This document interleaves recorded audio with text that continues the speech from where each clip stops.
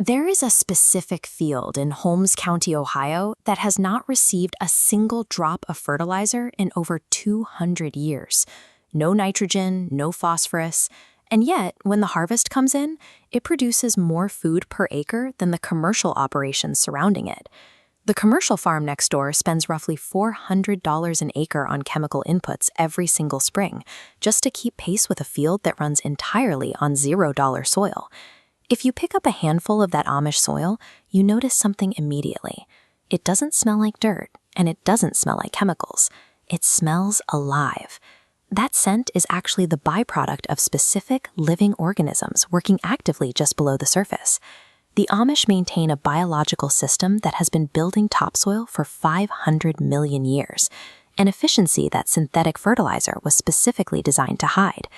The engine driving that yield is a concept soil scientists call the soil food web.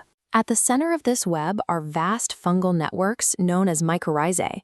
According to a 2004 measurement by the USDA Agricultural Research Service, a single teaspoon of healthy Amish farmland contains 1 billion bacteria and several yards of these microscopic fungal threads. Here is how the trade works. Those fungal threads extend outward from the plant roots, acting as a physical bridge. They process nutrients that are chemically locked in the soil and deliver them directly to the plant. In exchange, the fungus receives a steady stream of sugar produced by the plant above ground. This specific biological trade has run without interruption for 450 million years. Plants and mycorrhizal fungi evolved this system long before trees or dinosaurs existed. It is a completely free, highly efficient nutrient delivery mechanism, which presents a serious question. If this system is free, flawless, and millions of years old, why did it completely vanish from almost all American topsoil between 1945 and 1960? The answer starts with synthetic nitrogen. Dumping chemical fertilizer over a field hands the plant a massive, immediate dose of unearned nutrients. The plant reacts to this free nitrogen instantly. Because it is getting what it needs from the surface, it stops paying the underground network. It cuts off the sugar supply, starving the fungal threads that previously sustained it. Deprived of sugar, the fungal network functionally collapses within 2 seasons. Give it 5 seasons, and the entire soil food web dies off.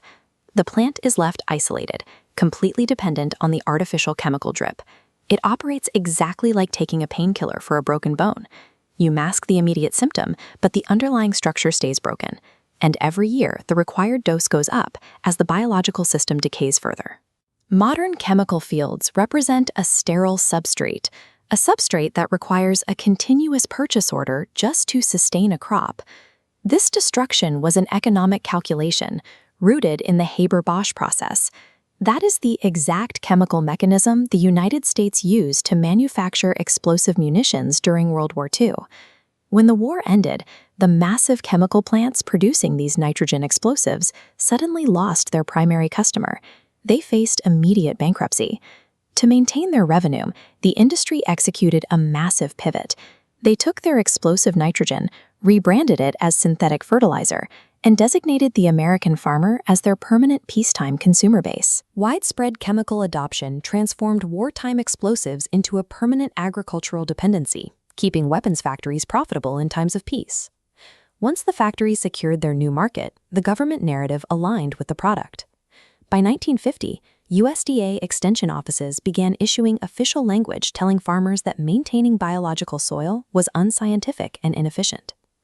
When Rachel Carson published Silent Spring in 1962, detailing exactly what these synthetic inputs were doing to soil biology, the chemical industries spent the modern equivalent of $2.5 million attempting to destroy her reputation before the book even hit shelves.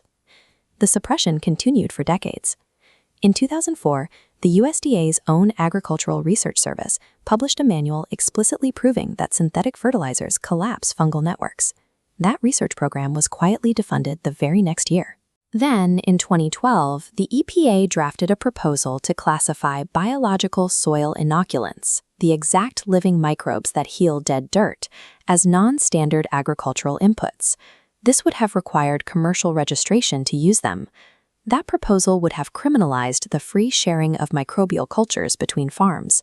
That is the precise practice Amish communities rely on to maintain their yields.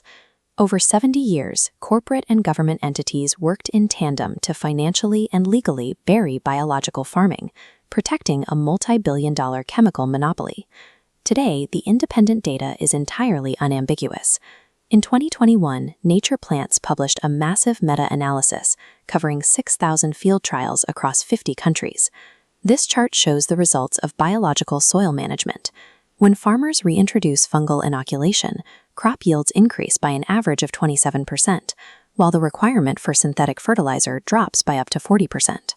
The Rodale Institute confirms this on American soil.